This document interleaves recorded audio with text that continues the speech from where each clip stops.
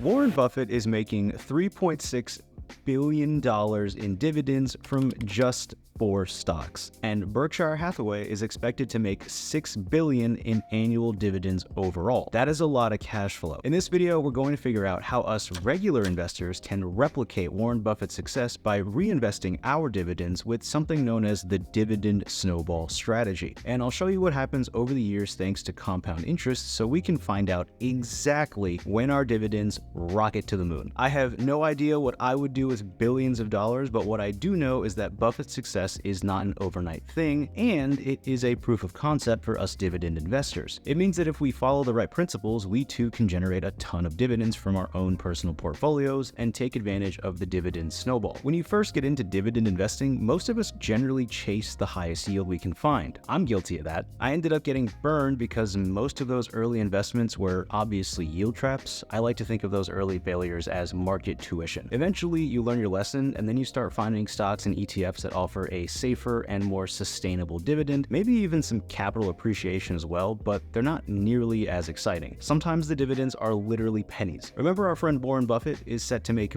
billions? We don't have to get to that level, but clearly there has to be more to this story. And there is. At the core of this dividend snowball strategy is patience and discipline. You have to have the patience to allow for compound interest to work, and you have to have the discipline to invest in high-quality stocks and ETFs through the ups and downs of life and the markets. At first, your dividend snowball starts out very small, the size of a single stock or maybe even a fraction of one. But eventually, as you add more to the investment and as you keep reinvesting the dividends paid out, that small amount of snow turns into a full avalanche with some serious power behind it. So of course, we know the end result, being able to live off dividends, financial freedom, all that good stuff. But what about the journey to get there? I'm okay to put one foot in front of the other for as long as it takes, but how long is this going to take? When are we going to see results? The answer to that depends on a lot of variables, specifically what you invest in, the dividend yield, how much money you invest, and how long you allow compounding to work its magic. The best way to find out is to simply do the math. Don't worry, I did it for you and I interpreted the data, so let me know if you appreciate that by clicking the like button down below. And feel free to let me know your thoughts in the comment section as well. Alright, so let's set up our hypothetical scenario. My favorite dividend ETF is SCHD, and I'm planning on investing into this ETF for the long term with the intention of growing my position with regular investments, investing the dividends, and allowing compound interest to magnify the returns. If the market dips, I'm going to see this as a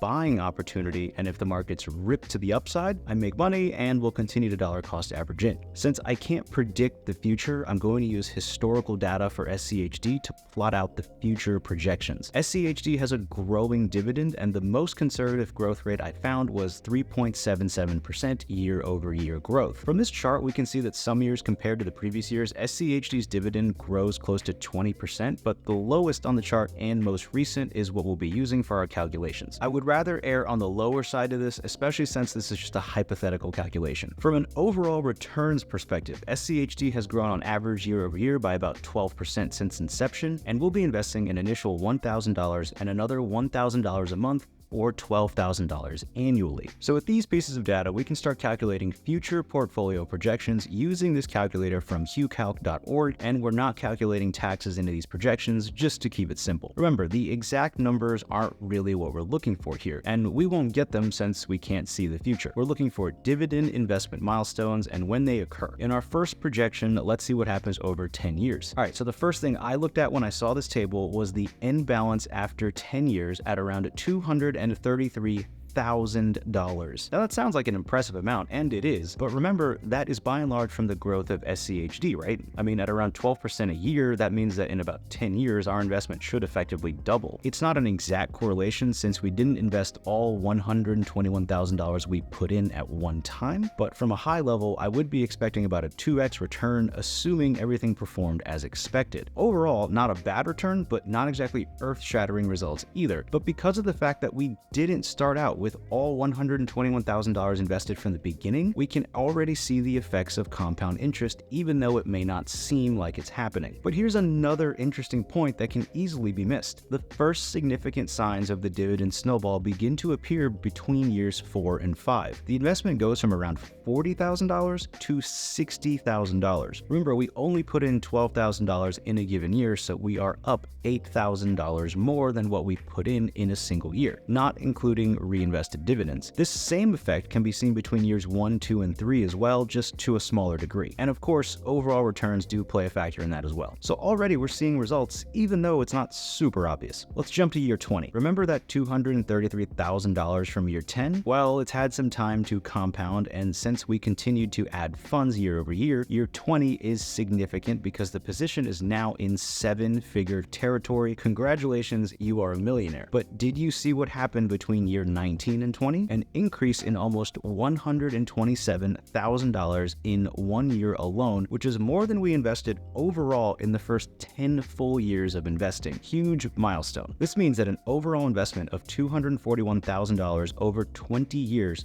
turned into $1 million with dividends reinvested. Let's jump even further out to 30 years, where the position is worth close to $3.5 million, which means it took 20 years to get to $1 million and just 10 more years to increase the total value another $2.5 million. More than double the dollars in half the time. Insane. And now to 35 years, where the position is worth over $6 million, which means that it took almost 5 years to increase by $3 million, whereas previously it took a full 29 years to get to roughly the same amount. So as far as when dividends take off, that's entirely up to interpretation on what you as an individual think that means. Does that mean when your portfolio is making more than what you're putting in? Does that mean when you hit a 6-figure position, a 7-figure position, or when you can live off the dividends? That's up for you to decide. For me, I'd rather focus on finding the best assets, dollar cost averaging into them with as much money as possible over the long term through the ups and downs of the market and life, and let compound interest take over and do my best not to interrupt it and see where things are when I'm a few decades older. But honestly, that's the hardest part. Staying the course for the long term. Buffett gets a lot of attention for how much he collects in dividends, but that's because it's a huge dollar amount. I don't believe there's enough emphasis on his ability to hang on for the ride, so to help us all out, I found this. But before we move on, Buffett also built Berkshire Hathaway, so let's not get too carried away. This is a chart on happiness as it's related to age. Stay with me here, you'll see where I'm going in a second. And we can see that it spikes early on, has this massive drop off, and then very quickly we move back up. That's a lot like dividend investing. We're super excited in the beginning because we know the possibilities of the path we've decided to take, but very quickly the realities of dividend investing set in. We see that this is truly a long-term commitment with very little to show for it early on, and we can get discouraged pretty easily. But then all of a sudden, things start rolling very quickly, and before we know it, the money we put into the position for years is heavily outweighed by just 1 year's returns. In life, and while we're dividend investing, just knowing that it gets better, just knowing there's an